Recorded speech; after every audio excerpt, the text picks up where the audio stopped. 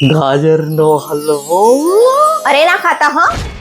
ના ખાતા એટલે હું તો ખાઈ. અલ્યા પણ એ તમારા માટે નહીં.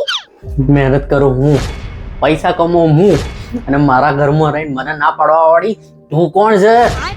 હું ગાજરનો હલવો ખાઈશ ખાઈશ, શું હાલ જ ખાઉં છું તું જો. બસ ખાઈ લીધો? હા. ખુશ? એ હલવો મેં કાલ મંગાવ્યો હતો, એમાં બંદીઓ પડી હતી ને એટલે ફેંકવા રાખતો તો.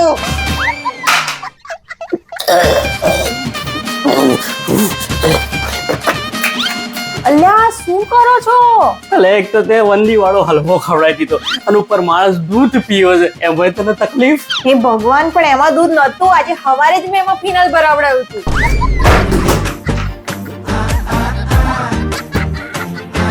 ખાઈ જી.